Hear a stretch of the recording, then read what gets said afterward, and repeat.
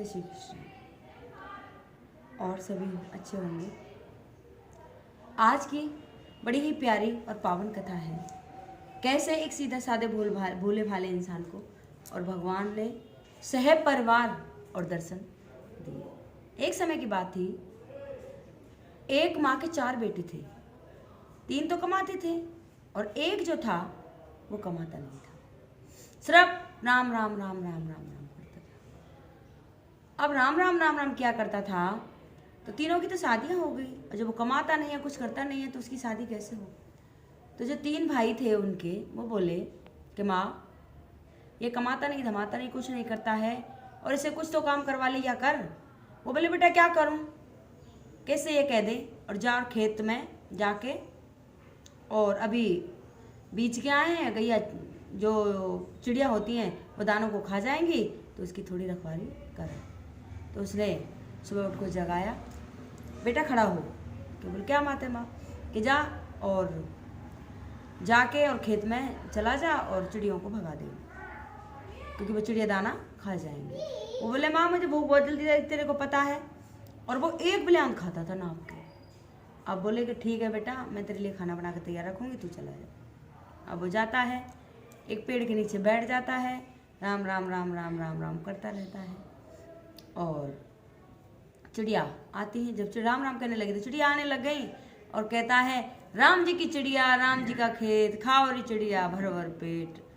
अब तो ऐसा ही मगन अपना कीर्तन करता रहा और चिड़िया सारा खेत खा। अब चिड़िया सारा खेत खा, उधर से उसका भाई आता है और कहता तूने ये क्या किया, तूने तो सारा खेत खवा दिया, और अब क्या होगा, तो ये तो दोबारा बीजना पड़ेगा। कि मैंने तेरे को कहा था ना कि मुझे कुछ नहीं आता, तुम लोगों ने मेरे को भेज दिया।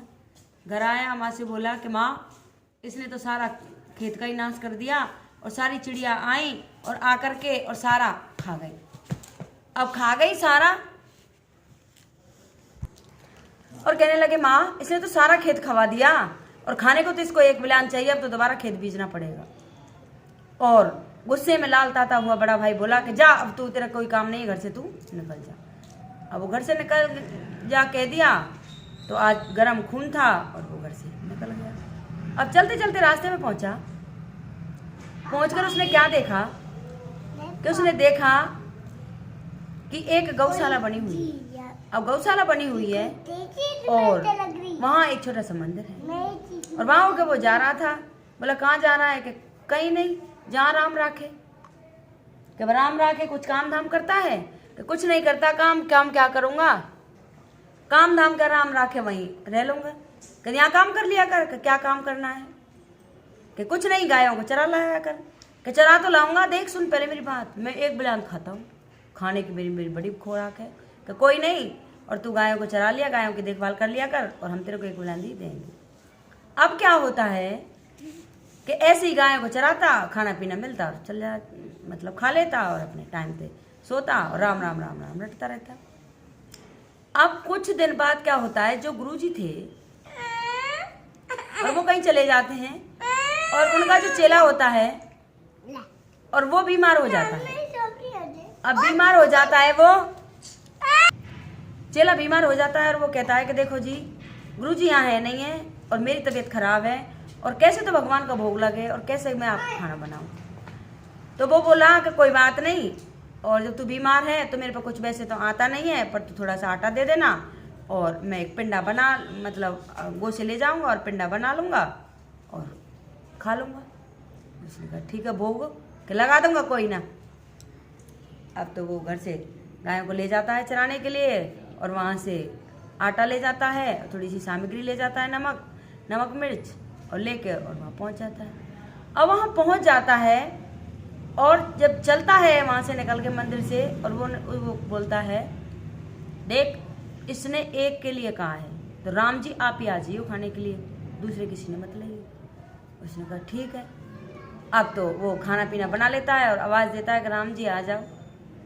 तो राम जी जैसे चलने लगते हैं, तो साथ में सीता माँ कहती है कि राम जी कहाँ जा रहे हैं, कि मेरा भगत बुला रहा है भोजन करने के लिए और मैं वहाँ जा रहा हूँ। तो सीता माँ कहती है कोई ना, हमें भी ले चलो। और तो कहे चलो, को बड़ा हटीला भगत है, देख लेना। कि नहीं चलो, ले चलो। अब तो राम और सीता दोनों चले जाते हैं, और जब आते हुए देखता है कि मैंने तो तेरे एक ही की कहा था, तो दोनों आ गए। कि कोई नहीं, थोड़ा थोड़ा हम तो एक ही पतल में से दोनों खा लेंगे। उनको भोग लगा देता है और आप खुद खा लेता है। फिर अगला दिन होता है, वो बोलता है कि देखो जी, तुम्हारा परिवार तो बहुत बड़ा है और थोड़ा सामग्री ज़्यादा दिया करो, मेरे को तो भूख ज़्यादा लगती है। उसने कहा कि कोई नहीं, ज़्यादा आटा ले जाइए तो। अब अगला दिन चला, आटा लेके, सामग्री लेके, और राम जी से बोला कि राम जी, सीता जी, मैं दोनों के लिए खाना ले चलूँ, लेकिन तीसरे किसी को मत लाइयो। उसने कहा ठीक है। अब तो उसने वहाँ भोजन बनाया, भोजन बना कर कहा कि आ जाओ राम सीता। अब राम सीता जब चलने लगे तो लक्ष्मण जी बोले कि भैया आप जा रहे हो, हमें भी ले चलो। और इधर हनुमान जी बोले कि महाराज आप जा रहे हो तो मुझे भी ले चलो। बोले कि चलो, मेरे भक्त तो बहुत अकेला है, पर कोई बात नहीं, चलो तुम भी चलो। अब दोनों चल देते हैं। अब दूर से देखता है, अरे पहले एक था, दो हुए, तीन हुए, अब चार हो गए। अब इतना को खाना कहाँ से लाऊंगा मैं? तो कोई बात नहीं, थोड़ा थोड़ा हम खा लेंगे। अब तो अगले दिन फिर हुआ, फिर वो गायों को चराने के लिए ले गया। मान के देखो, थोड़ी सामग्री ज़्यादा दे देना, और मेरा वो परिवार तो आपका बढ़ता ही जा रहा है, कितनों को खाना खिलाऊं। उसने कहा कि तू जितना चाहिए उतना आटा ले जा, लेकिन मेरी थोड़ी तबीयत खराब है और अब गुरुजी भी आने वाले हैं और तू चला जा। तो उसने कहा कि देखो, आज तुम चारों के लिए खाना ले जा रहा हूँ, 5 में को किसी को मत लाना, और मैं खाना बना के तैयार कर रहा हूँ और आप आ जाइए। उसने कहा ठीक है। अब तो वहाँ खाना बनाता है। उसने कहा कि आज तो दाल चूरमा बाटी बनाओ। अब तो वहाँ दाल चूरमा बाटी कह गया कि आज दाल चूरमा बाटी बनेंगे, लेकिन ज़्यादा को मत लाइए हैं, आप ही लोग आना, क्योंकि जब सही हो भोजन तो पेट भर के सारे खा लेंगे। अब तो वहाँ जाके और दाल चूरमा बाटी बनाना शुरू करता है। जब दाल चूरमा बाटी बनते हैं तो आवाज़ लगाता है कि आ जाओ। अब राम, सीता, लक्ष्मण और हनुमान जी चलने लगे। भोले बाबा कहने लगे, अरे आप जा रहे हो तो हमें भी ले चलो। अब जब भोले बाबा चलने लगे तो पार्वती जी भी कहने लगी कि मुझे भी ले चलो। अब पार्वती जी चलने लगी, गणेश और कार्तिक कहने लगे मैं भी चलूंगा। अब तो विमान जैसी चलने लगे, अपने अपने वाहन पर सवार होकर, और ऊपर से इंद्र देवता सारे देख रहे हैं कि कहाँ जा रहे हैं, कि आज राम जी का भगत भंडारा कर रहा है, सारे भंडारे पाने के लिए जा रहे हैं, कि भंडार हम भी चलेंगे। अब तो सारे देवता गण इकट्ठे होके और अपने अपने वाहनों पर और चले आ रहे हैं। अब सारे देवतागण इकट्ठे चले आ रहे हैं। उसका भोजन, जब तक तो वो अपने भोजन में मगन था बनाने में, अब उसने देखा आँख खोल के कि इतना परिवार, मैंने तो तुम 4 लोगों के लिए कहा था, तू इतना कैसे ले आया? अब इसमें से कैसे पूर्ति हो जाएगी? और अब किस किस को खिलाऊं? कि नहीं, थोड़ा थोड़ा प्रसाद हमें भी सबको दे दो। अब तो क्या, जब राम जी का भोग लग रहा है तो थोड़ा थोड़ा सभी लेंगे। अब बोले कि थोड़ा थोड़ा सब लेंगे, कि हाँ, कि चल तुम लोग आ गए हो तो देख, पहले मैं अपने लिए निकाल के रख देता हूँ भोग लगा के, और फिर तुम सारे खा लीजिए। उसने कहा ठीक है। उसने अपने लिए निकाल के रख दिया, भगवान का भोग लगा दिया और सबको पत्तल लगा दिया और खाने को देता है। अब जितना उनको खिलाता है उतना ही दूना वहाँ हो जाता है, भंडारे में कोई कमी नहीं। अब तो उनको खिलाते खिलाते शाम हो जाती है, तो गुरुजी आते हैं कि कहाँ गया वो ग्वाला, और भगवान की सेवा पूजा कैसी रही?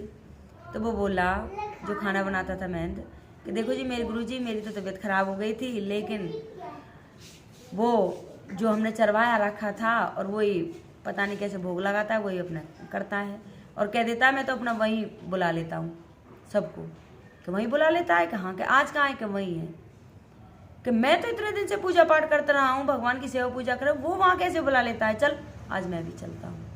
अब गुरु और चेला दोनों जाते हैं, देखते हैं तो वहाँ तो सारे देवता बैठे हैं और वो सबको भोजन करा रहा है और खुद खाना है। अब तो दूर से ही उसके चरवाहे के पैरों में पड़ गया कि हे चरवाहे, धन्य है तू और धन्य है प्रभु आपकी माया, जो इसके कारण मेरे को दर्शन दे दिए। मैं तो बड़ा ही निर्भागा था, इतने दिन से आपकी सेवा कर रहा था, लेकिन मुझे आज तक दर्शन नहीं हुए, लेकिन अहो भाग्य हमारे, जो इसके कारण आपके दर्शन हो गए। बार बार आग्रह करता है, कभी भगवान के पैर छूता है, कभी उसके पैर छूता है और विनती करता है। तो जब भगवान बोले, प्रभु हे के मैं तो भावना का भूखा हूँ, और ये हट से मुझे बुला के लाता था। इसमें तो ये तो कुछ जानता भी नहीं कि कैसे भक्ति होती है, कैसे पूजा होती है, कैसे क्या। ये निमंत्रण देता था, हम चले आते थे, ऐसे ऐसे सारे चले आए, क्योंकि भगवान भी जब ही दर्शन देते हैं जब कोई जानता नहीं। और जब इंसान के अंदर जानना हो जाता है और घमंड हो जाता है कि मैं तो सब कुछ जानता हूँ, ये करता हूँ, तो भगवान कभी उसको दर्शन नहीं देते, क्योंकि अनविज्ञ में ही भगवान दर्शन देते हैं। जैसे उस चरवाहे ने गुरु जी को और उसके चेले को दर्शन कराए, हे प्रभु मेरी जो भी ये कथा सुने, श्रवण करे और ये देख रहा हो, प्रभु सभी की मनोकामना पूर्ण करना, सभी को अपने सारे परिवार सहित दर्शन देना, उनके घर में लक्ष्मी के भंडारे भरना, सुख शांति रखना, अपनी कृपा सदा यूं ही बरसाए रखना। अगर किसी को ये मेरी कथा अच्छी लगी हो तो कृपया लाइक सब्सक्राइब जरूर कर दें। नीचे एक बेल आइकन का बटन है, उसको प्रेस कर दें और कमेंट लिखकर जरूर भेजें कैसी लगी। राधे राधे। बोल श्री रामचंद्र महाराज।